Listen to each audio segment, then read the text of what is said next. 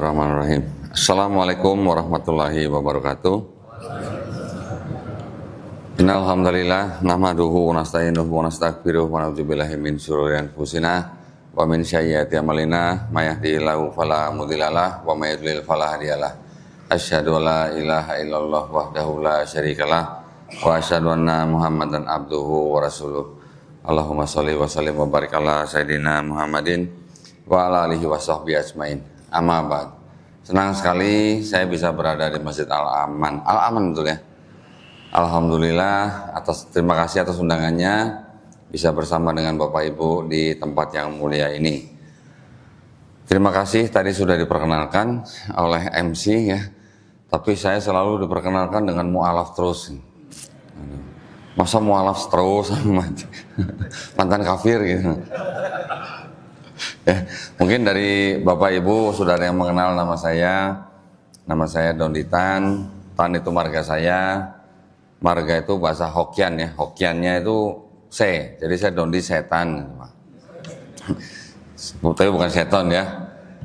Nah, saya kembali ke Islam. Kalau dulu saya bilangnya saya masuk Islam atau saya memeluk Islam gitu ya. Tapi setelah kita mengetahui Islam, saya selalu bilang kalau ceramah saya kembali ke Islam. Berarti apa? Berarti saya dulu pernah Muslim, gitu kan? Ternyata memang setiap manusia yang lahir fitrah, ya kan? Fitrah itu artinya dia juga Muslim. Artinya orang yang berserah diri hanya kepada Sang Pencipta, Allah Subhanahu Wa Taala. Nah, ketika manusia atau bayi yang lahir itu besar, dia dikafirkan misalnya sama orang tuanya, dia bisa menjadi Yahudi, Nasrani ataupun Majusi. Tetapi ketika orang itu sudah mengenal Islam dan menerima Islam sampai akhirnya dia masuk Islam, sebenarnya orang itu kembali ke fitrahnya ya. Itu adalah salah satu pemahaman di dalam Islam yang sangat-sangat saya sukai ketika saya mulai belajar Islam. Oh, ternyata begini toh saudara.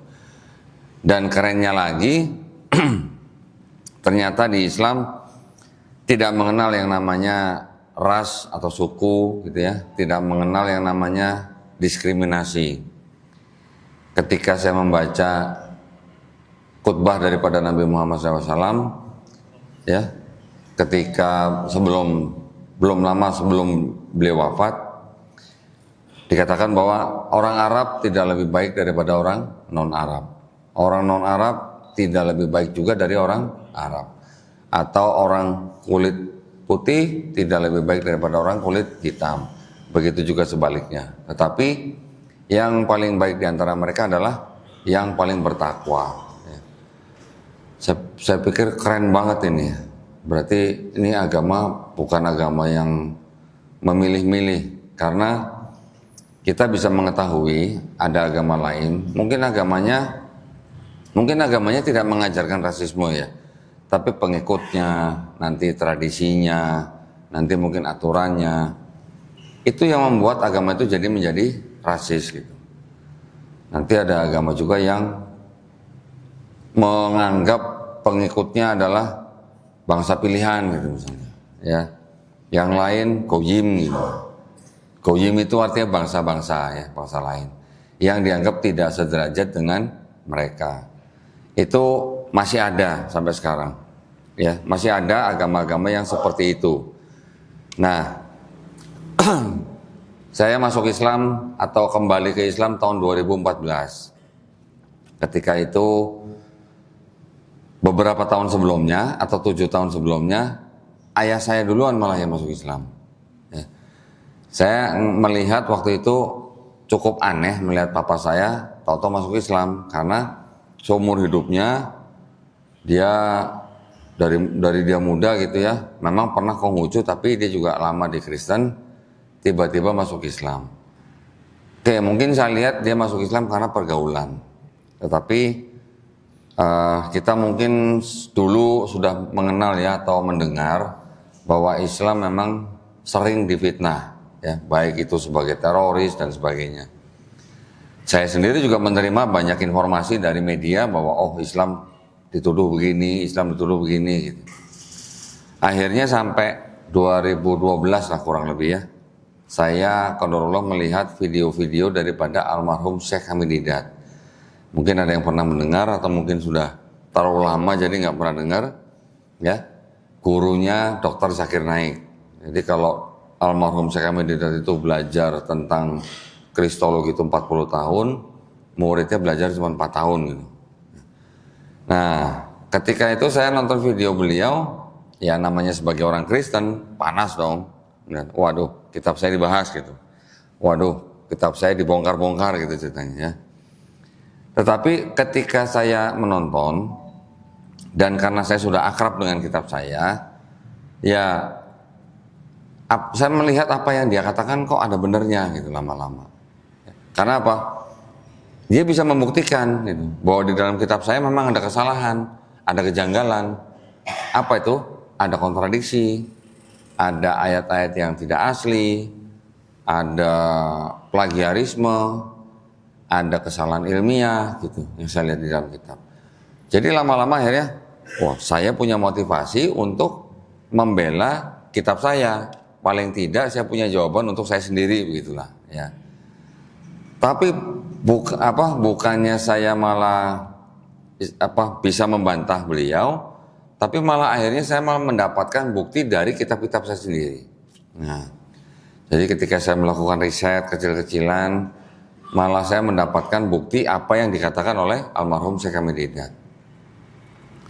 Contoh yang paling berkesan buat saya gitu ya, ketika beliau berdebat dengan salah seorang pendeta, beliau meminta pendeta itu untuk membuka di dalam kitabnya, buka di pasal tertentu, ayat tertentu gitu ya. Terus kemudian beliau minta pendeta itu menyimak apa yang akan dibacakan oleh almarhum Syekh Hamid Didat. Almarhum Syekh Hamid Didat ini membacakan, terus kemudian dikonfirmasi sama pendetanya. Dia membacakan satu ayat, betul yang saya baca? Betul. Ayat kedua, betul? Betul. Ketiga, keempat, dan seterusnya, betul? Betul. Jadi si pendeta ini juga nggak tahu kalau di dalam kitab itu ada 2 surah lah, kalau kita tahu di Quran itu surah ya. Ada 2 surah yang di dalam kitab yang sama, ternyata ayat-ayatnya sebanyak puluhan ayat itu sama persis. Tanda bacanya sama persis, kata-katanya sama persis. Saya juga kaget waktu saya nonton video tersebut. Kok bisa, saya juga nggak tahu gitu ya, karena memang tebal. Jadi di dalam kitab itu memang ada yang namanya plagiarisme namanya. Bukan apa istilahnya, itu namanya copy paste lah gitu ya. Setelah itu saya juga saya juga mendengar atau menonton videonya itu ada ayat-ayat yang disebut dengan ayat tambahan, ayat sisipan, nanti ada ayat pinjaman gitu, pinjam tapi nggak dibalik-balikin gitu Pak ya. Nah akhirnya setelah saya menonton video-video beliau, kemudian lanjut dengan video-videonya Dr. Zakir Naik, di pertengahan tahun 2014 akhirnya saya memutuskan bahwa kitab yang saya punya waktu itu Bible gitu ya, saya tidak bisa lagi menganggap sebagai kitab suci. Akhirnya saya masuk Islam 25 Juli 2014. Alhamdulillah waktu itu saya hanya disaksikan oleh 1 orang karyawan saya. Waktu itu saya sudah bikin PT. Karyawan saya ini seorang haji gitu. Jadi saya sambil riset, sambil pelajari karyawan saya di dalam setiap hari dia beribadah gitu ya. Jadi ternyata saya juga baru mengetahui bahwa apa yang dilakukan oleh karyawan saya yang seorang haji itu, dia melakukan ibadahnya ternyata tertulis juga di kitab saya gitu. Contohnya apa? Wudhu misalnya, sholat misalnya, ada zakat, ada puasa, haji pun ada di dalam kitab saya. Cuman mungkin istilahnya lain, namanya lain gitu ya. Kok bisa gitu, kok sama gitu. Memang dulu saya berpikir begini, saya kan besar memang di sebuah kampung yang banyak muslimnya. Saya berpikir bahwa Kristen dan Islam itu hanya seperti 2 orang anak, lain ibu, 1 bapak gitu lah. Kenapa begitu? Karena saya berpikir kalau di Islam itu mengikuti dari ajaran atau keturunan dari Nabi Ismail alaihissalam. Kalau yang Kristen dari Nabi Ishak alaihissalam gitu ya. Jadi saya pikirnya Kristen dan Islam itu hanya dua agama yang menyembah Tuhan yang sama, hanya dengan cara yang berbeda gitulah. Ya. Makanya ketika saya baca-baca lagi di kitab saya, apa yang dilakukan oleh anak buah saya, di kitab saya juga ada. Ya, ada wudhu, ada sholat, ada puasa, ada zakat, ada haji juga. Cuman memang istilahnya berbeda-beda. Baik. Nah akhirnya setelah saya masuk Islam, karena saya sudah kadung mempelajari kitab saya, jadi saya akhirnya ingin membagikan pengetahuan tersebut kepada saudara-saudara muslim saya. Alhamdulillah 2020 saya bergabung dengan sebuah yayasan, namanya Yayasan Pembina Mu'alaf At-Tauhid yang berpusat di Surabaya, di mana yayasan ini memang selain daripada tugas utamanya yaitu membina para mu'alaf, juga melakukan perang pemikiran. Jadi kalau perang pemikiran itu bisa dialog, bisa debat gitu ya. Dimana tujuan daripada perang pemikiran ini adalah apa? Untuk membentengi akidah umat Islam dari upaya-upaya pemurtadan. Kira-kira upaya pemurtadan masih ada nggak Pak ya? Masih ya? Masih ada Pak? Benar ya? Kalau masih ada berarti saya lanjut terus nih. Kalau enggak nanti saya diprotes, ngapain ngomongin agama orang lain ya, nggak bisa move on katanya gitu bilangnya. Ya. Jadi saya di dalam Yayasan Pembina Mu'alaf At-Tauhid ini, saya diamanahkan menjadi ketua litbang, dan saya ditargetkan gitu ya, saya ditargetkan harus melakukan debat face to face atau tatap muka dengan pendeta-pendeta minimal 2 kali dalam setahun gitu. Tujuannya apa? Tujuannya adalah supaya kita bisa melakukan edukasi untuk para penonton. Jadi ya kita beradu argumen dengan pendeta berdasarkan dari kitab-kitab mereka sendiri, yang mana kita mengharapkan yang menonton bisa mendapatkan edukasi gitu. Yang nonton kan bukan muslim aja pasti kan, pasti jemaatnya kan pasti nonton juga. Nah, jadi mudah-mudahan dari situ mereka juga bisa mendapatkan edukasi. Syukur-syukur ada yang bersahadat. Tapi kita tidak punya niatan untuk memualafkan siapa-siapa ya.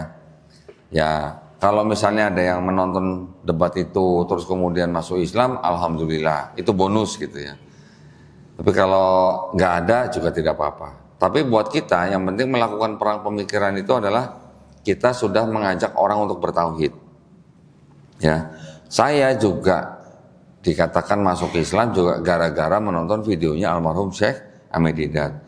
Almarhum Syekh Ahmed Didat itu juga mungkin nggak tahu orang di belahan bumi mana yang masuk Islam gara-gara debat dia, begitu kan? Itu yang kami lakukan supaya insya Allah kita sudah menyampaikan pesan baik kepada muslim maupun yang belum muslim.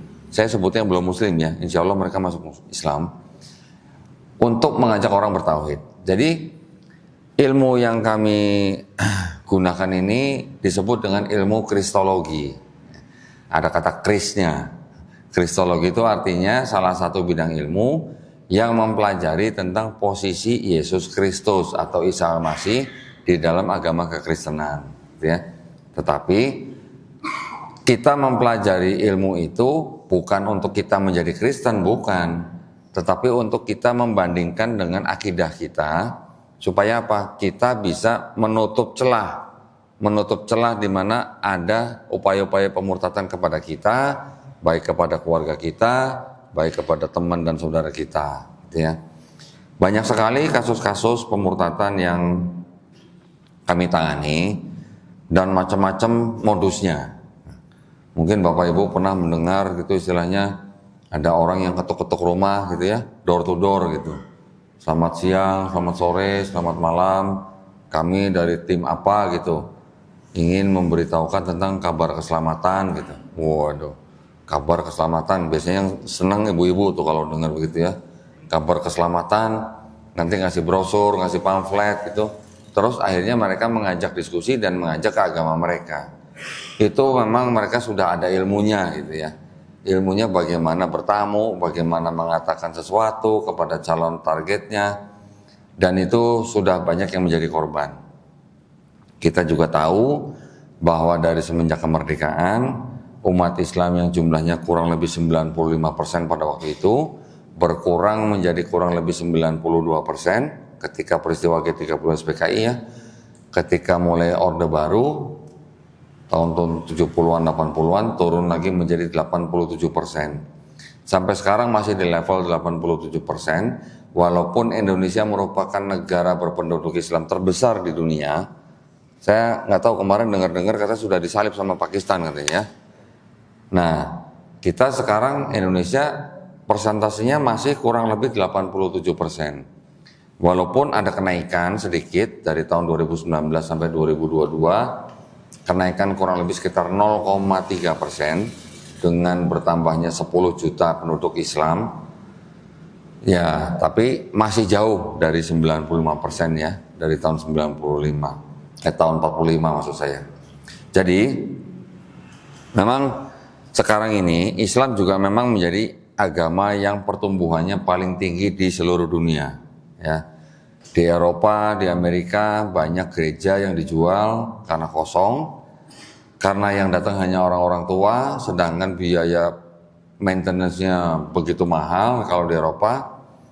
Sekarang banyak gereja ada yang menjadi perpustakaan, ada yang menjadi restoran, bahkan ada yang menjadi masjid.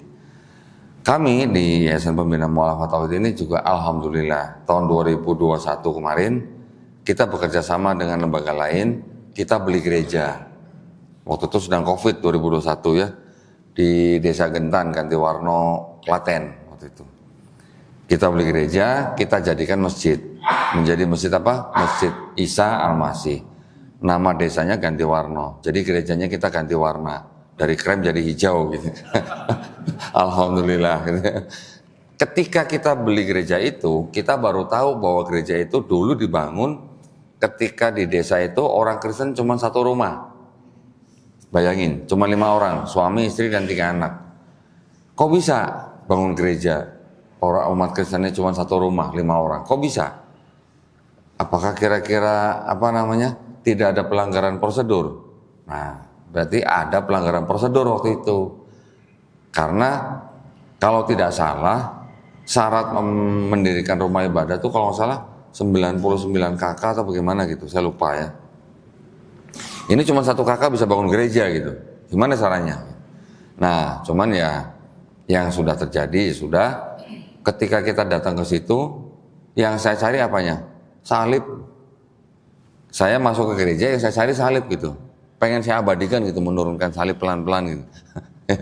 Ternyata sudah nggak ada, gerejanya sudah kosong, furniture sudah habis, salibnya sudah dicopot dalam mimbar. Ketika saya keluar ke seberang gereja gitu, mau ngopi itu, saya lihat di atas gereja di bawah atap itu masih ada salibnya ternyata. Lumayan tingginya kira-kira 1 meter. Oh, masih ada. Ya udah kita videoin. Itu yang menjadi rasa yang sulit dibayangkan gitu ya. Sampai akhirnya kita bersihkan gerejanya, kita tentukan kiblatnya, akhirnya kita sholat pada hari itu ya. Wah, rasanya luar biasa. Sholat di tempat bekas gereja gitu ya. Alhamdulillah. Sekarang sudah menjadi masjid yang aktif di sana. Baik.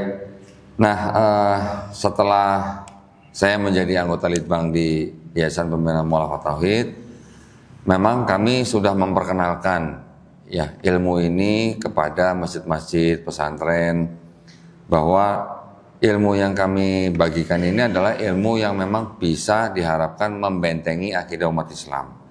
Nah, saya mungkin tidak perpanjang lagi pendahuluannya.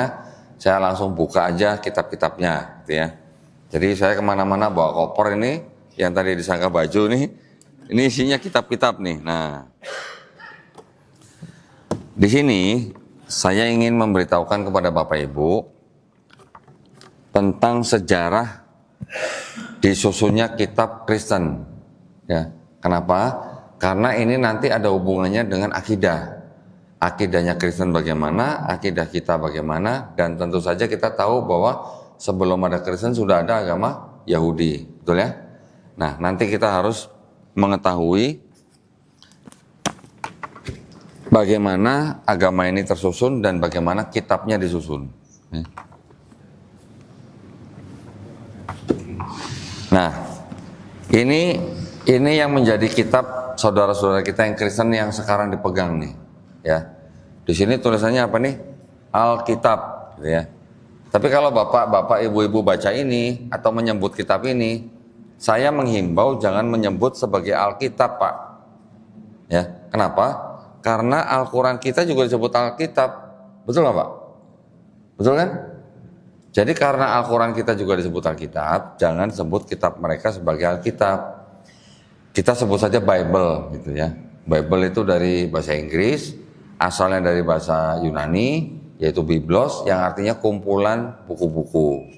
Nah, kita sebut aja nih Bible, jangan Alkitab, karena takut kesaru gitu, Pak. Al-Quran sebagai Alkitab, ini juga Alkitab, gitu. Nanti mudah diupayakan menyaru gitulah. Ya. Nah, kitabnya orang Kristen ini yang saya pegang, ini adalah kitab yang biasa dipakai oleh saudara-saudara Kristen dari kalangan Protestan, gitu. Namanya Protestan, gitu. Berarti suka protes, gitu. Memang betul agama ini timbul karena dulunya protes, gitu. Ya, yang mendirikan namanya Martin Luther. Ketika itu kurang lebih tahun 1516, ya di abad 16, Martin Luther yang saat itu Katolik, dia protes kepada gerejanya sendiri, gitu. Jadi di gerejanya itu dulu ada praktik orang bisa melakukan ritual pengampunan dosa, gitu. Jadi ada kayak bilik kecil, jemaat bisa masuk ke dalamnya, di dalam sudah ada romonya, nanti jemaat itu mengaku dosa, bilangnya diampuni, bahkan sampai dapat sertifikat, gitu. Ada sertifikat pengampunan dosa, gitu. Yang akhirnya waktu itu sampai ada praktik sampai komersil, harus bayar sekian gitu untuk dapat sertifikat itu. Bahkan bisa digadein gitu.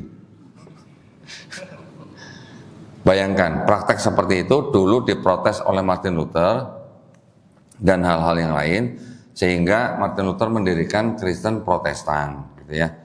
Nah, jumlah kitab di dalam kitab ini ada 66 kitab atau 66 surah, gitu ya. Ini 66 kitab yang mana ini ada indeksnya kan ya, ada yang warna hitam, ada yang warna merah nih.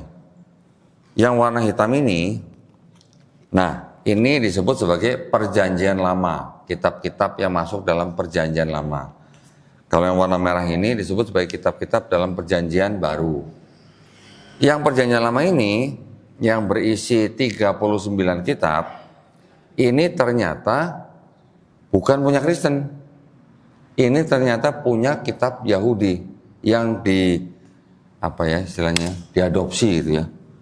Jadi diadopsinya karena memang agama Yahudi dulu kan yang ketika berada di daerah Mesir itu mereka sedang berada di era budaya Helenisme. Ya, tahu ya Helenisme, pernah dengar Helenisme, Pak? Bu? Belum pernah. Helenisme itu budayanya orang Yunani. Ya, budaya orang Yunani yang dibawa ke daerah sekitar situ, ada Palestina, Mesir, Persia, Babilonia gitu ya. Yang mana orang-orang Yunani dulu kan percaya dengan dewa-dewa. Ada dewa Zeus gitu ya. Dewa Zeus menghamili perempuan muda, punya anak Hercules. Pernah dengar Hercules ya? Nah, kalau Hercules tahu, kalau dewa Zeus nggak tahu. Sekarang anak-anak muda yang tahu dewa Zeus itu untuk judi online. Nah, hati-hati itu ya. Jadi, sistem kepercayaan Helenisme itu yang memang ada di zaman itu, ada di daerah itu pada kira-kira abad keempat sebelum Masehi sampai abad pertama sebelum Masehi, itu yang mempengaruhi sistem kepercayaan orang-orang Yahudi juga ya. Jadi karena di ajaran Helenisme ini dipercaya dewa bisa punya anak dari manusia, sehingga anak ini disebut setengah manusia setengah dewa, itu yang mungkin diadopsi oleh orang-orang Kristen. Orang Kristen percaya bahwa Tuhan yang Maha Esa, yang disebut dengan Bapa itu, bisa punya anak melalui perawan suci Maria, anaknya Yesus. Yesus disebutnya sepenuhnya manusia, sepenuhnya Tuhan. Kita Islam juga percaya, beriman ya, bahwa Nabi Isa alaihissalam lahir dari perawan suci Maryam, betul kan? Tetapi kita tidak pernah menuhankan Nabi Isa alaihissalam. Nah, di Kristen, karena mereka menganggap Yesus ini sebagai anak Tuhan yang paling tinggi, dan juga punya sifat ilahi, konsep ini kan jadi sama kayak konsep Helenisme. Ya, ada dewa Zeus punya anak Hercules, ada Bapa punya anak Yesus. Konsepnya mirip, gitu. Ya, konsepnya, walaupun detailnya berbeda. Nah, jadi orang Kristen menganggap bahwa Tuhan Yang Maha Esa itu memang dia bisa menjadi manusia dengan cara lahir dari perempuan manusia. Itu yang diyakini oleh saudara-saudara kita yang Kristen. Nah, saya kembali lagi di sini bahwa di dalam kitab mereka yang separuhnya kitab orang Yahudi ini diterjemahkan dari kitab ini. Gitu. Ini yang disebut dengan kitab Septuaginta. Nah, Septuaginta ini diterjemahkan dari kitab orang Yahudi yang bernama Tanakh. Nah, ini kitabnya orang Yahudi ini. Ya. Kitab ini ditulis dalam bahasa Ibrani, disusun kira-kira tahun 450 sebelum Masehi. Ya, berarti sebelum ada Yesus atau Nabi Isa alaihissalam. Kitab ini kira-kira di abad ketiga sebelum Masehi itu diterjemahkan dari bahasa Ibrani ke bahasa Yunani. Yang menerjemahkan adalah 72 rabi-rabi yang diperintahkan oleh Raja Ptolemy II. Nah, Raja Ptolemy II ini tadi adalah keturunan daripada teman perangnya Alexander Agung dari Yunani, gitu ya. Setelah dari Ibrani ke Yunani, ini terjemahannya direvisi gitulah ya, di abad-abad ketiga keempat, terus kemudian dijadikan satu dengan kitabnya orang Kristen yang ditulis kira-kira pertengahan abad pertama sampai abad kedua. Jadi kalau kitabnya orang Kristen ini berjumlahnya 27 kitab. Kalau yang ini 39 kitab, tapi setelah terjemahnya dirubah, ini digabungkan dengan ini. Nah, inilah kitabnya orang Kristen. Dulunya Yunani, setelah diterjemahkan ke bahasa Latin, bahasa Jerman, bahasa Inggris dan lainnya, sampai ke Indonesia dalam bahasa Indonesia. Ini, gitu ya. Jadi ini sekarang menjadi ini dalam satu kitab. Nah, sekarang ada masalah apa nih? Ini permasalahannya, gitu ya. Kenapa bisa timbul agama Kristen, padahal kitabnya kitab orang Yahudi, gitu kan? Ketika kitab ini diserahkan ke orang Yahudi, nih mau baca nggak gitu? Orang Yahudi nggak akan mau baca ini. Kenapa? Karena sudah ada perubahan di dalamnya. Perubahannya apa? Di dalam sini itu tidak ada yang namanya nubuat untuk Yesus Kristus gitu. Tetapi ketika terjemahannya dirubah oleh orang Kristen, kitab ini menjadi seolah-olah berbicara mengenai Yesus di Perjanjian Baru, gitu ya. Jadi bedanya kalau yang di kitab yang sudah jadi orang Kristen ini, kitab yang ini seolah-olah berbicara atau meramal akan kedatangan Yesus di sini. Kalau yang ini tidak ada ceritanya nubuat atau ramalan buat Yesus. Nah, yang ini memang ada nubuat-nubuat juga, tetapi nubuat-nubuat yang di sini itu adalah nubuat-nubuat yang sifatnya pendek gitu, tidak terlalu lama gitu, ya. Tapi kalau orang Kristen mengklaim bahwa di dalam sini ada nubuat nanti akan lahir seorang bayi misalnya, 700 tahun kemudian baru akan lahir. Dalam Yahudi tidak mengenal konsep nubuat yang jauh begitu ya, kecuali untuk konsep Mesias gitu. Nah, nanti saya akan ceritakan Mesiasnya. Sekarang yang menjadi permasalahan adalah antara kita, ini kan diterjemahkan ya, konsep ketuhanannya, kalau ini ke sini masih sama konsep ketuhanannya. Ketika menjadi kitabnya orang Kristen di Perjanjian Lama itu mengatakan bahwa Tuhan tidak bisa menjadi manusia. Tuhan bukan manusia, Tuhan bukan anak manusia, gitu ya.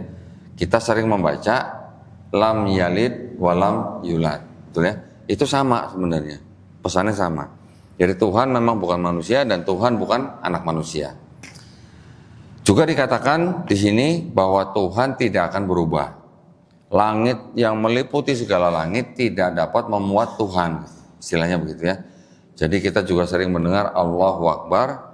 Akbarnya seperti apa kita tidak bisa bayangkan karena begitu besarnya. Di sini juga sama konsepnya sebenarnya. ketika masuk ke dalam agama Kristen yang ini, kitab yang ini, tiba-tiba Tuhan yang bukan manusia itu bisa jadi manusia. Menjadi siapa? Menjadi Yesus, gitu ya. Nah, makanya ketika mereka di dalam Kristen percaya ada Tuhan yang bisa jadi manusia, timbullah paham yang disebut dengan Trinitas. Pernah dengar Pak ya, Trinitas ya? Ada Bapa, Putra, Roh Kudus ya. Bapa itu Tuhan, Putra itu Tuhan, Roh Kudus itu Tuhan. Tapi bukan 3 Tuhan, tapi 1 Tuhan. Paham nggak Pak? Hah? Paham nggak Pak? Ibu-ibu paham nggak Bu kalau saya bilang gitu? Enggak ya? Alhamdulillah nggak paham. Kalau paham malah bahaya Bu ya. Nanti berlanjut, Bapa itu Maha Kuasa, Putra Maha Kuasa, Roh Kudus Maha Kuasa. Tapi bukan 3 Maha Kuasa, tapi 1 Maha Kuasa gitu. Siap-siap beli bodrek Bu nanti Bu. Nah, sistem atau konsep ketuhanannya yang dari orang Yahudi ke Kristen itu berubahnya di situ. Yahudi juga tidak mengenal yang namanya pencipta menjadi ciptaan, nggak ada. Sama seperti di dalam Islam, ya, tidak ada yang menyerupai Allah Subhanahu Wa Taala.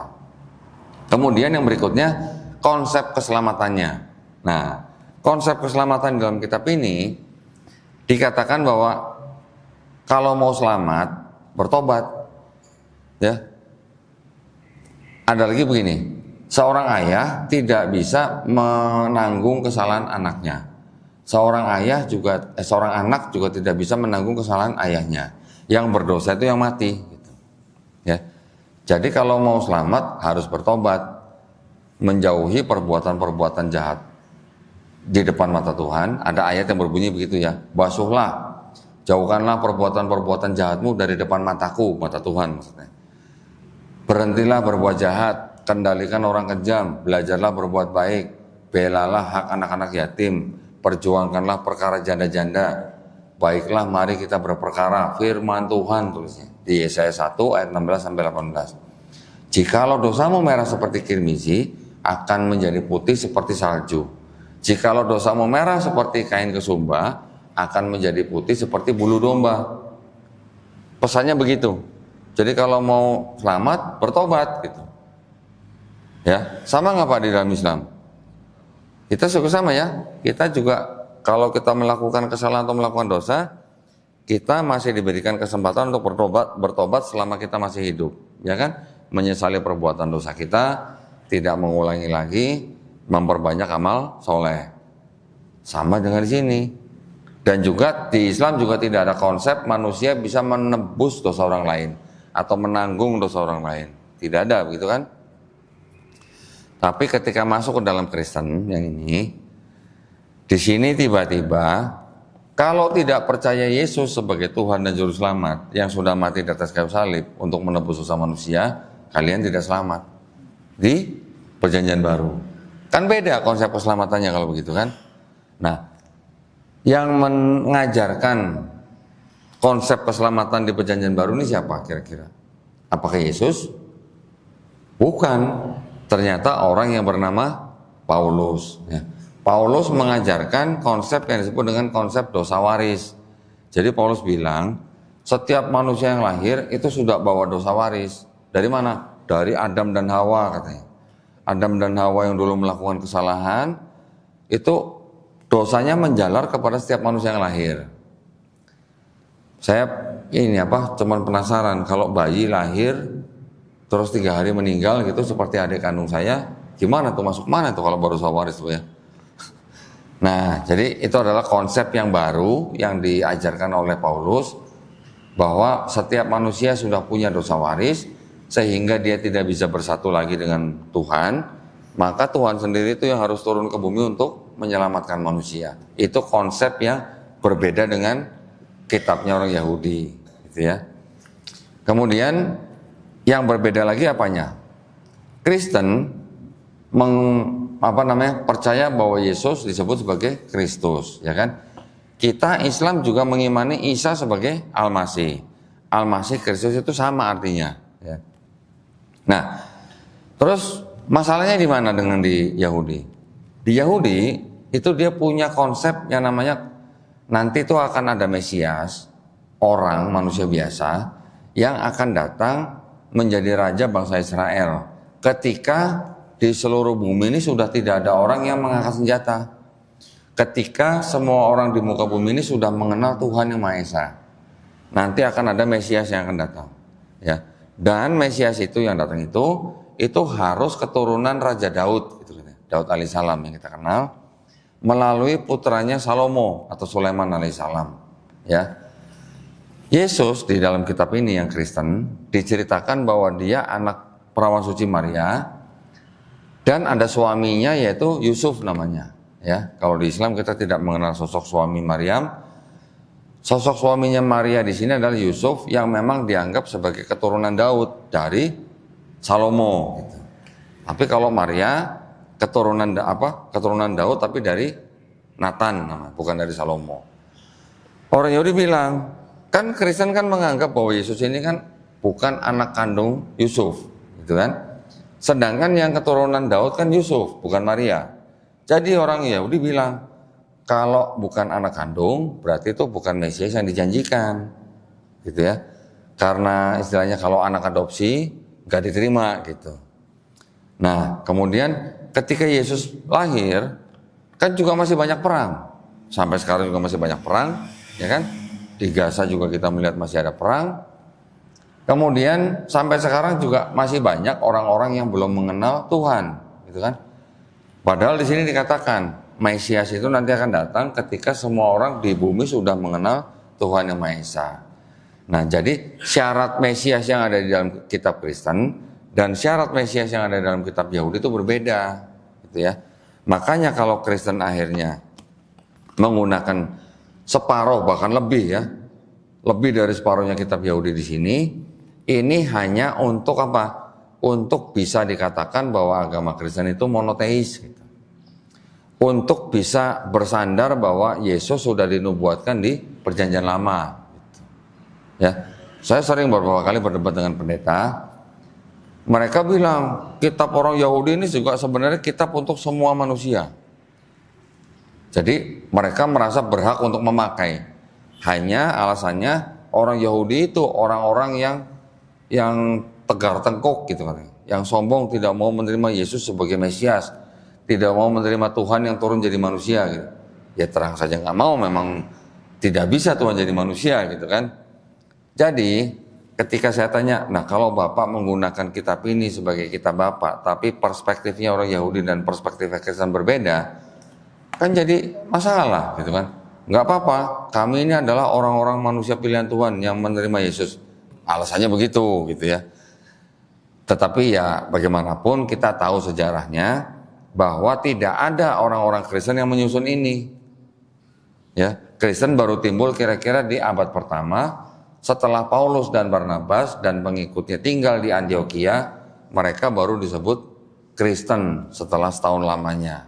Ya, jadi kalau kita baca ceritanya, cerita Yesus di dalam kitab ini, sebenarnya Kristus atau Yesus itu bukan pendiri Kristen. Yang mendirikan Kristen adalah Paulus. Karena Paulus yang apa namanya? Yang merumuskan konsep keselamatan itu, gitu. Yang dipakai oleh Kristen sampai sekarang. Jadi orang Kristen kan sampai sekarang percaya bahwa Yesus sudah mati di atas kayu salib untuk menebus dosa manusia, kan? Itu adalah konsep yang diciptakan oleh Paulus, bukan oleh Yesus, gitu. Kalau Yesus di sini diceritakan di dalam 4 gospel, ya, Matius, Markus, Lukas, Yohanes, itu diceritakan bahwa Yesus itu mengajarkan tauhid, bahkan mengajarkan apa? Islam. Kok bisa begitu? Diceritakan Yesus kalau sholat sujud, diceritakan Yesus nggak pernah makan babi, diceritakan Yesus disunat, diceritakan Yesus puasa, dan diceritakan ketika Yesus disalib, jenazahnya dikafani. Nah, terlepas daripada siapa yang disalib di sini, ya, Islam tidak mengimani bahwa Nabi Isa alaihissalam dibunuh dan disalib. Di sini diceritakan bahwa Yesus disalib. Terlepas daripada siapa yang disalib, jenazahnya dikafani. Nah, sekarang umat beragama apa? Yang disunat, yang nggak makan babi, yang puasa, yang sujud, yang jenazahnya dikafani. Islam. Berarti kita ikut sunnah Yesus dong, berarti kalau gitu. Ya. Nah, tetapi itu semua sudah disempurnakan di dalam syariat yang diturunkan kepada Nabi Muhammad SAW. Kita sebagai umat Nabi Muhammad SAW sudah tinggal mengikuti apa yang dikatakan yang final, yang terakhir, ya, yang sudah diturunkan di dalam Quran dan Sunnah. Nah, untuk itu tadi tanda bunyi apa? Sudah harus selesai atau bagaimana? Syuruk. Berarti gimana? Kita lanjut atau sholat syuruk dulu? Hah? Lanjut dulu. Oh. Sebentar izin dulu ya.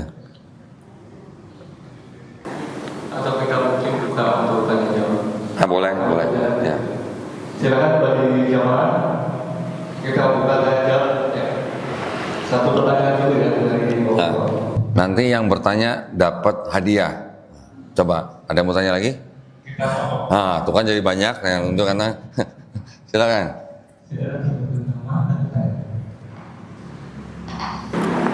Assalamualaikum warahmatullahi wabarakatuh. Waalaikumsalam warahmatullahi wabarakatuh. Nama saya Pak. Sebelumnya mungkin saya mau membenarkan apa yang terjadi di Jogja, khususnya itu pengalaman pribadi kita ada kristologi di daerah Lembah UGM. Lembah UGM. Kalau yang pernah jogging di situ tahu Lembah UGM. Oh, oke. Jadi biasanya mereka melakukan kristologi itu melalui praktek, juga link yang sifatnya link itu kartunis yang buat anak kecil pengenalan Yesus. Oh, oke. Iya. Pertanyaannya ini,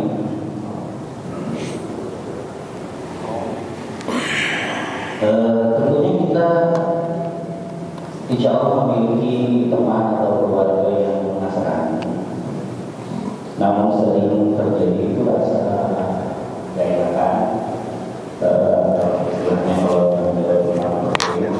Ya. jadi mulai dakwah Islam demi menjaga kerukunan dan sebagainya. Iya. Nah, terus apa yang menjadi tantangan kita dalam dakwah ke saudara-saudara kita yang besar? Yang kedua, bagaimana kita memulai dakwah terhadap mereka? Mungkin demikian saya Baik. Terima kasih. Assalamualaikum warahmatullahi wabarakatuh. Waalaikumsalam warahmatullahi wabarakatuh. Ya, sebelumnya saya mohon maaf kalau tadi di awal saya lupa menjelaskan bahwa ada aturan pemerintah. Ya. Pertama-tama aturan pemerintah yang dituangkan di dalam Undang-Undang Dasar 1945 pasal 29 ayat 2 yang menyatakan bahwa setiap warga negara itu dijamin haknya secara penuh untuk memilih dan menjalankan agama dan kepercayaannya masing-masing, ya, sesuai dengan agama yang diakui di Indonesia. Yang pertama itu.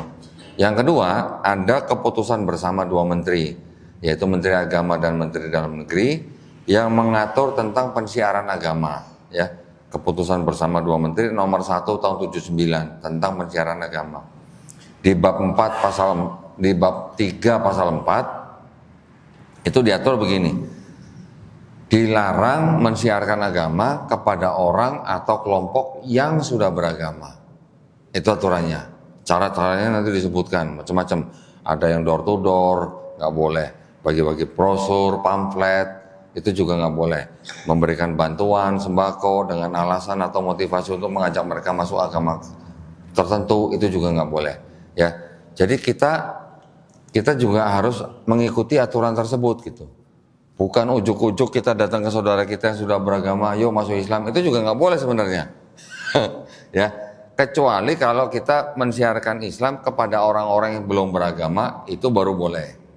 Nah, jadi sebenarnya saya juga tadi belum menjelaskan bahwa Kristen dan Islam itu sebenarnya sama-sama agama misi, ya, sama-sama agama yang mengajak orang lain untuk masuk agama mereka gitu.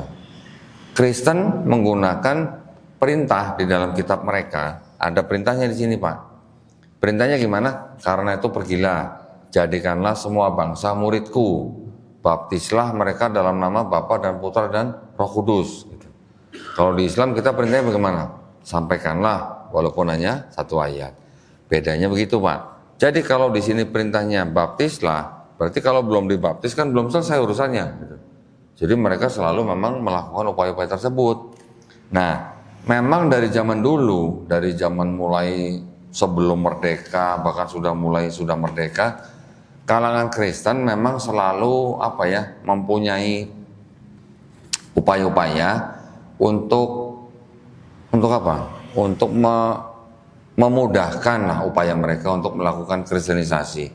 Contoh dulu kan, ketika sebelum merdeka kan, di Pancasila dulu yang sila pertama kan, kewajiban menjalankan syariat Islam bagi pemeluknya, betul kan? Itu kan diprotes, akhirnya dibuang gitu kan.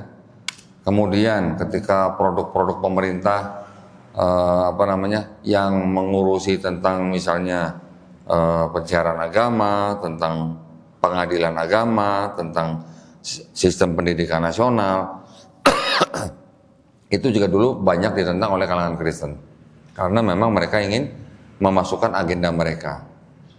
Sampai yang namanya keputusan bersama tentang pencairan agama itu dulu ditolak habis-habisan. Dan mereka nggak peduli, mereka masih melakukan itu sampai sekarang. Nah, jadi yang harus kita ketahui adalah kita juga tidak boleh melanggar aturan tersebut. Dai-dai kita juga melakukan dakwah kepada orang-orang yang belum beragama di daerah-daerah pedalaman. Ya. Mereka juga melakukan itu. Nah, cuman kadang-kadang ketika mereka bertemu di lapangan, udah masing-masing nih bikin garis nih, ini daerah situ ya, ini daerah saya ya, gitu. Sampai begitu ya. Kalau dikatakan bagaimana kita mendakwai mereka, jangan istilahnya kita yang mulai duluan kalau kita sudah tahu orang itu sudah beragama gitu Pak. Tapi ketika orang itu mendatangi kita untuk berdiskusi, misalnya mereka bertanya tentang Islam, itu boleh kita jelaskan. Ya, kita nggak boleh datang-datang, yuk masuk Islam karena Islam begini-begini, nggak boleh. Tapi kalau mereka bertanya tentang Islam, kita boleh jelaskan. Gitu ya, mudah-mudahan menjawab pertanyaannya. Silakan. Yang lain silakan, ada? Nah itu tuh ibu tuh, di belakang.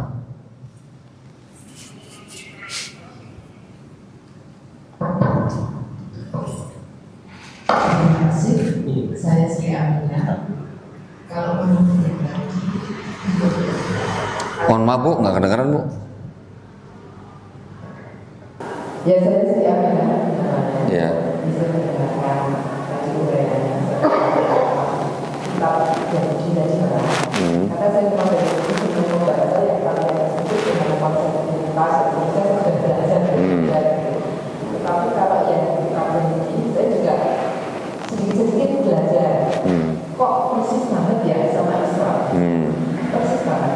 Kalau tidak sama ya gitu ya. Tuhan itu. Nanti saya jelasin Bu. Nanti. Pertanyaannya Bu. Ya, kemudian kok jadi berbeda sedemikian rupa dan bahkan misalnya entah itu tataran agama atau kebangsaan itu bermusuhannya Israel dengan Palestina ini. Ya. Islam. Ya. Kemudian gimana kehidupan Nabi Muhammad itu dalam kitab Yahudi?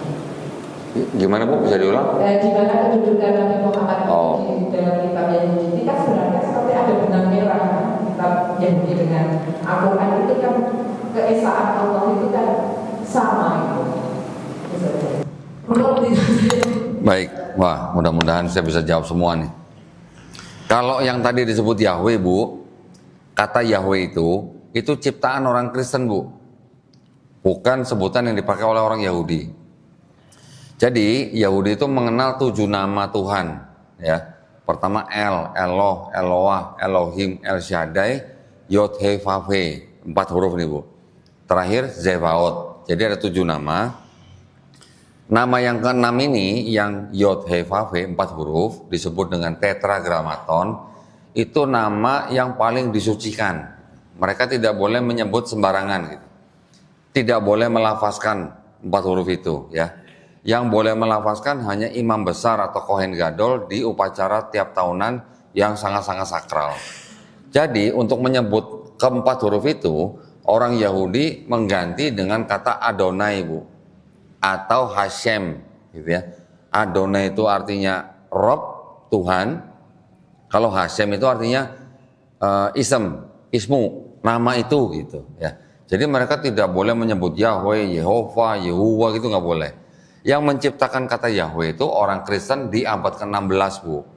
Namanya Jean Brardus gitu ya. Orang Kristen menyebutnya Yahweh, Yehova, Yehuwa gitu.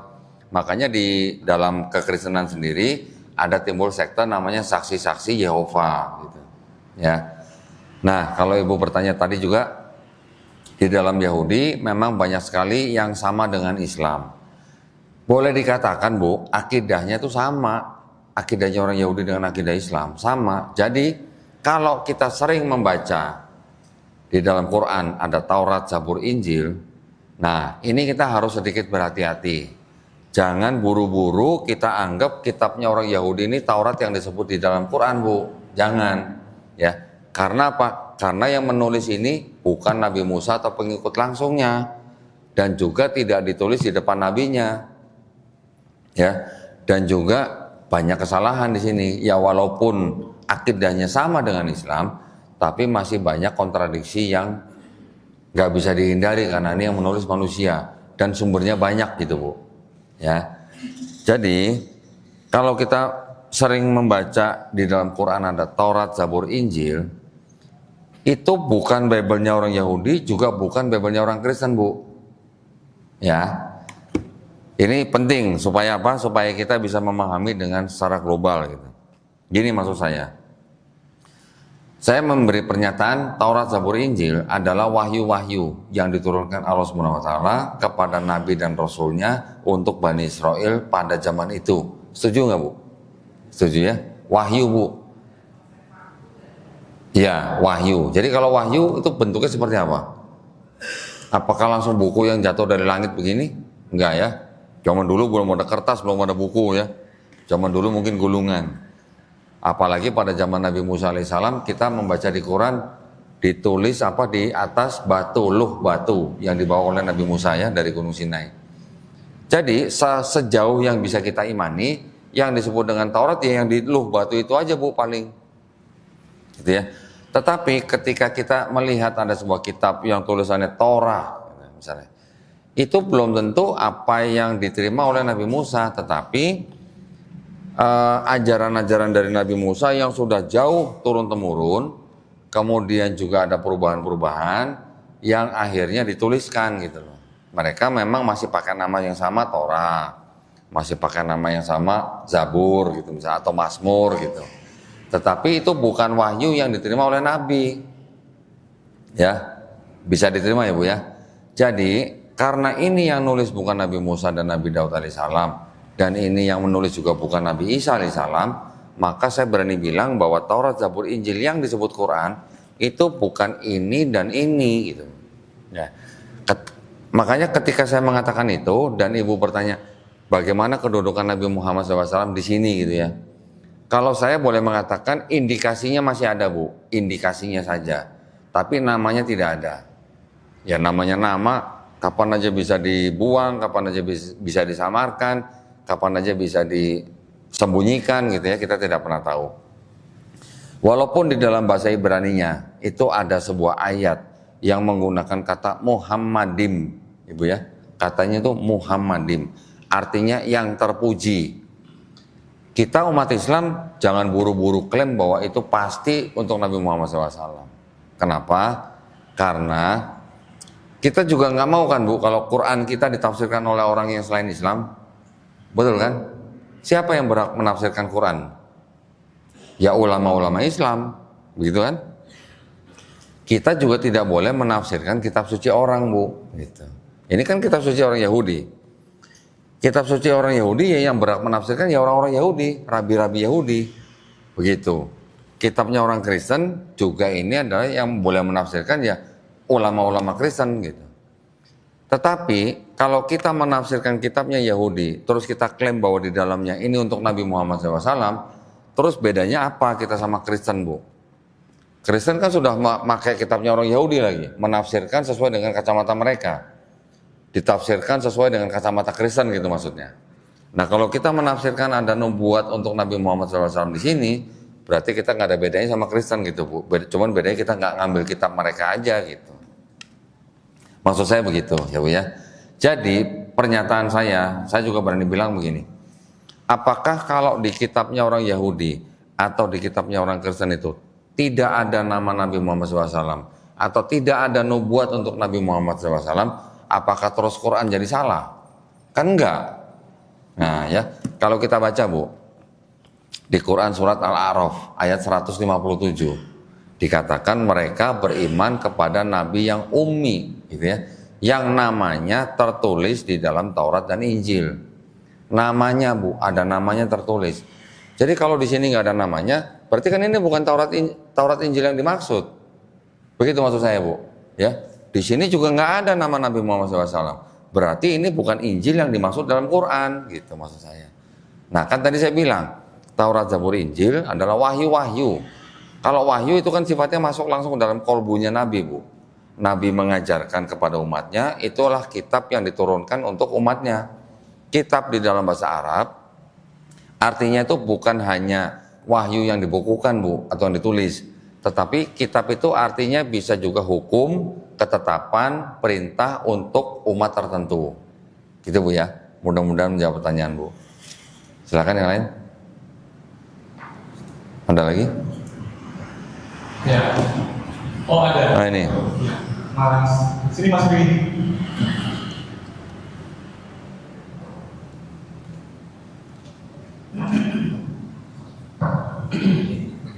Silakan. Assalamualaikum warahmatullahi wabarakatuh. Waalaikumsalam warahmatullahi wabarakatuh. Saya Zulfahmi. Kebetulan saya asalnya dari Nusa Tenggara Timur. Dan pada saat itu tahun 2016 itu saya masuk operan di rumah sakit. Dan kebetulan pada saat itu rumah sakitnya lagi pembangunan belum selesai bangetnya, masih kosongan. Ada salah satu pendeta itu masuk ke kamar saya. Mendoakan.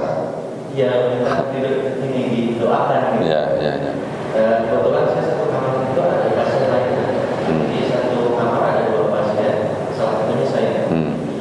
Nah, pasien yang ini itu Kristen juga. Udah ngomong ke pastornya, Bapak yang Muslim.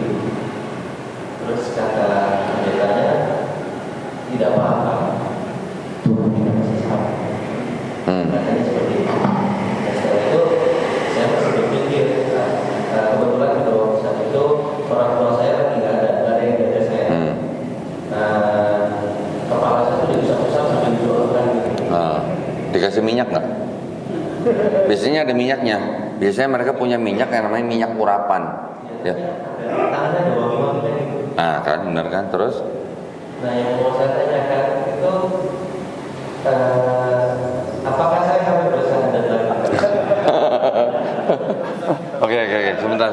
Saya mohon maaf Ibu, tadi sepertinya ada yang belum saya jawab ya. Ibu tadi menyinggung-nyinggung tentang Israel dan Palestina ya. Kok bisa berbeda ajarannya dengan ini ya? Gini Bu, kalau yang Israel itu kan pahamnya paham Zionisme, ya Bu ya. Paham Zionisme itu sebenarnya nggak ada hubungan sama ini Bu. Paham Zionisme itu sebenarnya paham orang yang ingin kembali ke Bukit Sion, ya. Zionisme makanya. Sion itu sebenarnya untuk kota Yerusalem Bu. Yerusalem itu kota yang terletak di atas Bukit Sion gitu. Orang-orang Israel kan sudah terpencar ke seluruh dunia kan. Di negara-negara lain tempat mereka berada, tempat mereka tinggal itu banyak yang dipersekusi, betul kan Bu?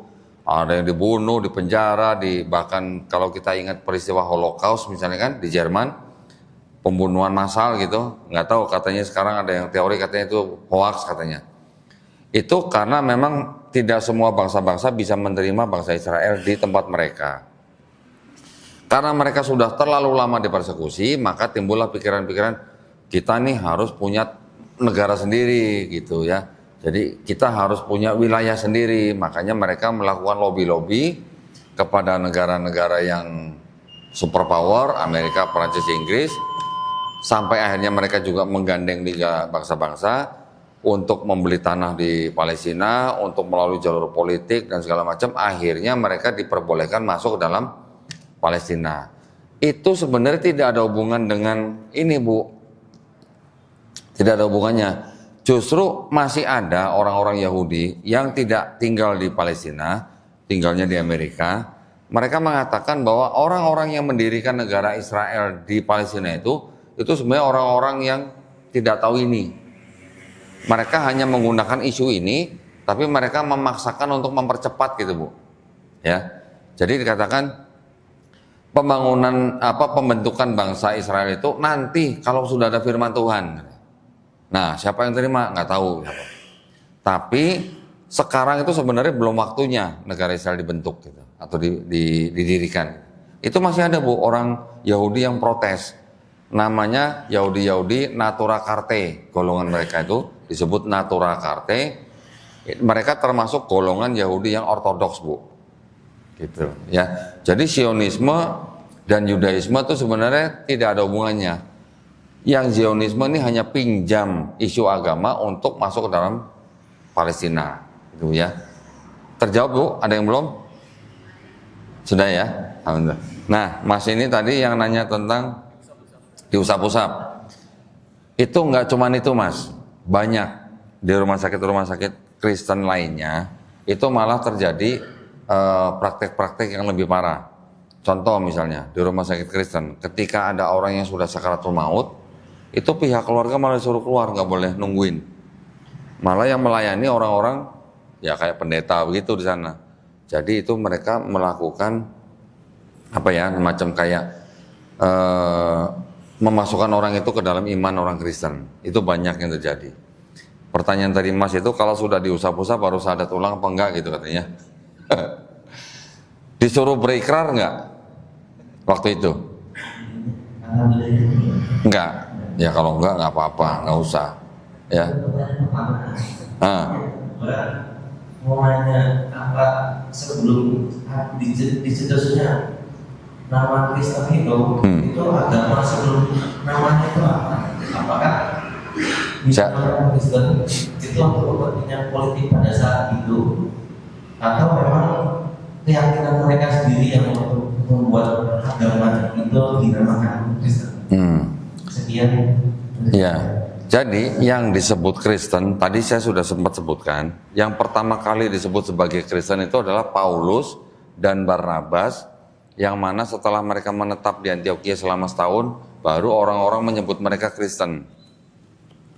Awalnya kata Kristen itu sebenarnya kata ejekan sebenarnya, ya, karena dianggap Kristen pengikut Yesus. Yesus itu kan orang-orang situ taunya sudah disalib gitu kan katanya. Karena disalib, sebenarnya salib itu adalah cara untuk mempermalukan seseorang di muka umum sebenarnya. Bagi Romawi, ya, bagi penjajah Romawi, mempermalukan penjahat atau pemberontak itu dengan cara disalib, digantung dengan cara telanjang di depan umum, nggak langsung mati, dia matinya pelan-pelan. Itu memang caranya mereka untuk mempermalukan. Orang-orang yang pertama kali disebut Kristen itu sebenarnya orang-orang yang sedang diejek gitu pada waktu itu, ya. Nah, Yesus sendiri tidak pernah mengajarkan Kristen. Kalau ditanya terus mereka sebelumnya agama apa? Nah, kalau Yesus dan murid-muridnya, mereka berakidah Muslim. Akidahnya Muslim karena apa? Karena mereka ya berserah diri hanya kepada Allah Subhanahu wa taala. Sama yang dengan kita sekarang ikuti gitu akidahnya. Cuman memang kalau disebutkan institusinya, karena Islam secara institusi dianggap baru ada di abad ke-7, kita hanya bisa bilang mereka Muslim gitu. Dengan mengikuti syariat siapa? Syariat Nabi Musa alaihissalam. Ya. Kalau kita baca di dalam ayat-ayat mereka, itu juga sebenarnya banyak yang mendukung pernyataan saya. Dikatakan di Matius 5 ayat 17, Yesus bilang kepada bangsa Israel, jangan kamu menyangka aku datang untuk meniadakan hukum Taurat. Aku datang bukan untuk meniadakan hukum Taurat, tapi untuk menggenapinya. Lebih mudah langit dan bumi hancur dibandingkan satu iota. Iota itu huruf abjad Yahudi yang paling kecil dihilangkan. Yesus bilangnya begitu. Tetapi ketika di surat-surat Paulus Paulus bilangnya apa? Yesus mati di atas kayu salib itu berarti hukum Taurat sudah dibatalkan. Karena hukum Taurat dibatalkan, makanya orang-orang non-Yahudi tidak perlu hidup di bawah hukum Taurat gitu. Makanya dibilang tidak perlu sunat gitu misalnya. Ya, sunatnya tidak perlu, tapi perpuluhan jalan terus. Gitu. Tahu perpuluhan, Bu? Tahu. Tahu perpuluhan? Nggak tahu ya. Perpuluhan itu sifatnya seperti zakat. Zakat kalau kita ada zakat ya 2,5%. Mereka perpuluhan itu 10%. 10% dibayarkan. Tapi kalau Yahudi itu sebenarnya tradisinya bangsa Yahudi kan ada 12 suku, ya kan? 12 suku Yahudi. Anak yang ketiga atau suku yang ketiga itu disebut dengan suku Lewi. Suku Lewi itu tidak bekerja, tidak bertani, tidak berperang. Mereka jadi marbot masjid gitu, marbot bait suci gitu lah istilahnya, ya, tidak perang gitu. Suku-suku yang lain yang bekerja, bertani, beternak, itu mereka mempersembahkan atau memberikan 10% dari hasil buminya kepada orang suku Lewi atau kepada marbot ini, supaya mereka makan gitu. Tetapi perpuluhan ini juga tidak murni hanya untuk suku Lewi, tapi juga untuk orang-orang yang sedang melakukan perjalanan atau kepada anak yatim dan janda-janda. Mirip kan sebenarnya dengan kita kan. Di kita Islam kita punya 8 asnaf yang berhak menerima zakat kan. Mereka juga begitu. Nah, ketika bait suci Israel Yahudi sudah dihancurkan tahun 70 Masehi oleh Jenderal Titus dari Romawi, orang Israel sudah tidak bisa lagi melakukan perpuluhan. Bait sucinya nggak ada karena syarat memberikan perpuluhan itu harus di bait suci gitu ya. Orang Kristen yang mengatakan bahwa hukum Taurat sudah dibatalkan dengan matinya Yesus di atas kayu salib, gereja-gerejanya masih mengut perpuluhan gitu Pak. Jadi jemaatnya diwajibkan memberikan persepuluhan itu setiap bulan 10%. Dari apa? Dari penghasilannya gitu. Sedap nggak Pak? 10%. Sedap kan? Saya dulu kalau waktu pertama-tama perpuluhan kalau gaji 200.000 lah tahun-tahun 90-an lah. Perpuluhan 20.000 kan, ya masih kecil lah ya. Gaji 2 juta, berarti berapa? 200.000 kan, tiap bulan nih. Kalau gaji udah 25 juta, perpuluhannya berapa? 2.500.000. Udah mulai berasa tuh Pak ya. Udah bisa buat beli handphone tuh ya. Nah, makanya dulu saya ketika telat bayar perpuluhan 1 kali karena mama saya masuk rumah sakit, besoknya ditelepon sama Pak Pendeta Pak. Halo Pak Doni sehat gitu. Reminder gitu loh Pak, gentle reminder gitu istilahnya. Ya, oke, kira-kira gitu ya, bisa menjawab pertanyaannya. Silakan yang lain. Oh ya, ini pertanyaan terakhir ya. Boleh. Dari Mas saya. Ada apa? Bismillahirrahmanirrahim. Assalamualaikum warahmatullahi wabarakatuh. Waalaikumsalam warahmatullahi wabarakatuh. Saya Firman dari Jalan Budian. Ada 2 pertanyaan Pak Ustaz. Yang pertama, saya pernah mengklik di Google itu kata riba. Di dalam Injil juga ada kata riba sama dengan Islam. Tapi kenapa orang-orang Kristen itu tidak menggunakan riba? Apa riba? Iya. Terus? Yang kedua, perbedaan Katolik dan Kristen. Kalau di Katolik itu kan ibadahnya atau ritual ibadahnya itu kan sepertinya sangat sakral ya. Jadi ada romonya, ada putra-putranya, ada kayak pembagian komuni atau daging gitu kan gitu ya. Terus kalau di Kristen itu kenapa ibadahnya itu ada drumnya, ada bass, gitar listrik, berdiri sambil nyanyi-nyanyi, gitu aja Ustaz. Live music gitu ya. Iya. Assalamualaikum warahmatullahi wabarakatuh. Tadi yang pertama apa riba? Yang tentang bunga itu ya. Iya. Kalau yang riba itu memang bisa dikatakan buat Kristen itu tidak menjadi masalah. Mereka kalau kita lihat ya teman-teman kita yang Kristen ya, yang bisa dikatakan rentenir, kan banyak dari kalangan Kristen. Ya, orang-orang dari suku Batak banyak itu. Buat orang Kristen nggak masalah. Kenapa? Karena itu balik lagi bahwa hukum Taurat sudah dibatalkan. Dengan dibatalkan hukum Taurat, ya sudah, riba boleh. Jadi mereka merasa tidak harus hidup di bawah hukum Taurat, gitu ya. Terus perbedaan Katolik Kristen. Kalau Katolik itu kan memang masih memelihara tradisi-tradisi gereja Latin. Kalau yang Protestan setelah pecahnya dari dari Protestan yang dari Katolik yang diprotes oleh Martin Luther, mereka timbul gereja Protestan, itu juga pecah-pecah lagi. Ya, jadi Protestan itu tidak satu denominasi, banyak. Nanti ada golongan Lutheran, ada kelompok-kelompoknya. Nanti ada golongan Anglikan, juga ada kelompok-kelompoknya. Anglikan ini malah lucu. Gereja Henry ke-8 dari Inggris, waktu itu dia punya istri mandul, dia minta izin ke Vatikan untuk menceraikan istri yang mandul, ditolak. Keluar dari Katolik, bikin gereja sendiri namanya Anglikan gitu. Nanti ada lagi gereja kelompok Calvinis atau Reform. Nanti ada lagi Metodis, Baptis dan segala macam. Ada karismatis, ya, karismatik maksud saya. Yang karismatik ini yang memprakarsai ibadah mereka dengan nyanyian-nyanyian, dengan lagu-lagu, bahkan dengan live musik gitu lah. Itu mereka memang atau condong mereka mengikuti cara-cara ibadahnya yang disebut dengan Nabi Daud alaihissalam di Perjanjian Lama, ya, karena Nabi Daud dikenal sebagai pemusik gitu katanya.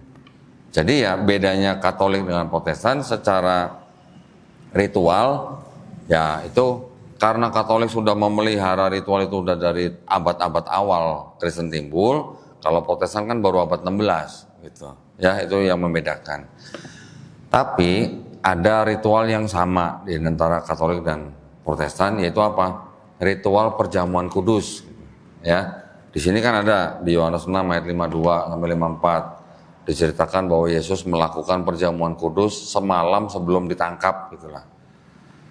Ternyata ritual itu yang dikatakan bahwa inilah tubuhku dan darahku yang dilambangkan dengan roti dan anggur, makanlah tubuhku dan minumlah darahku. Barang siapa makan tubuh dan minum darahku akan memperoleh hidup yang kekal gitu ya. Ternyata itu mengadopsi dari budaya pagan dari Mesir. Dewa Osiris betul, tubuhnya dan darahnya juga dilambangkan dengan roti dan anggur. Ya, dikatakan juga barang siapa makan dan minum tubuh dan minum darah Osiris memperoleh hidup yang kekal. Jadi Kristen itu memang boleh dikatakan ya mengadopsi agama-agama misteri sebelumnya. Kenapa disebut agama misteri? Karena mereka mengikuti orang-orang yang beragama yang menyembah Tuhan yang triad. Triad itu artinya 3 tapi 1 tapi 3. Gitu ya. Mudah-mudahan menjawab pertanyaan. Mungkin lain kali kalau mau diperdalam lagi, kita bisa explore lagi. Tapi ini sebenarnya hanya baru perkenalan nih semua ini. Ya, terima kasih ya kalau gitu ya. Silakan. Demikian tadi ya tanya jawab di sesi kali ini. Terima kasih atas perhatiannya. Dan bila ingin tahu tentang yang beliau sampaikan mengenai materi sebetulnya di video-video itu banyak ya punya. Banyak. Dan itu selalu diulang-ulang. Pertanyaan-pertanyaan tadi juga beberapa sudah pernah dibahas di video-video. Dan ini waktu sudah menunjukkan jam 6.25. Sebelum saya tutup ada kata-kata tutup yang mau disampaikan. Iya benar. Ya baik, sekali lagi saya ucapkan banyak terima kasih ya atas undangannya dari Masjid Al-Aman ini. Saya berharap bahwa kita semua ini bisa terlindungi atau terhindar dari upaya-upaya pemurtatan, sehingga kita bisa juga melindungi keluarga kita, saudara kita, teman-teman kita ya dari upaya-upaya tersebut ya. Saya juga mohon maaf jika ada kata-kata saya yang salah, yang benar datangnya hanya dari Allah Subhanahu wa taala, yang salah dari saya. Saya juga berdoa mudah-mudahan kita semuanya menjadi golongan manusia yang mengikuti apa yang sudah diturunkan Allah Subhanahu wa taala melalui Rasulnya, dan insya Allah kita juga menjadi golongan manusia yang menyaksikan keesaan Allah Subhanahu wa taala.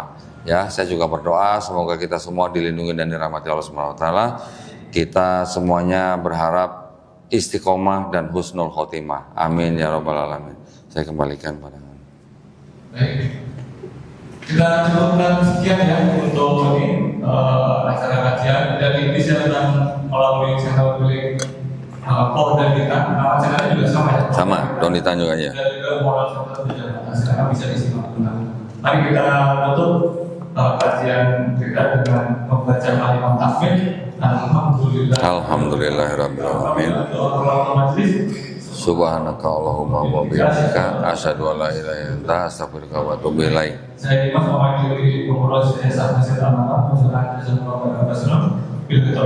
Assalamualaikum warahmatullahi wabarakatuh. Waalaikumsalam warahmatullahi wabarakatuh. Bagi yang tadi bertanya boleh ke mimbar, ada cendera mata.